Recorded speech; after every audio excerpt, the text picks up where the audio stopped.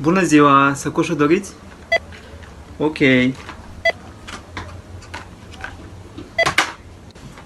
Bună ziua, punguță. Am înțeles. Te foți? Bună ziua, punguță. Nici eu nu ascult manele. Opa! Dar ce avem noi aici? Te fuți, a? Prezervative la casa 3, cine o anunță că în friendzone nu se face sex? Bună ziua! Sacoșă dorești? Am înțeles... Aoleu, dar ce-i asta, măi? Ce-i asta, măi, nenococitule? Unde ai văzut tu așa ceva la măta și la tactul, a? Că ascultați cu toții găboasă ăla sau cum naiba îl cheamă, prezervative la casa 3, chemați paza, nu fugi, nu fugi!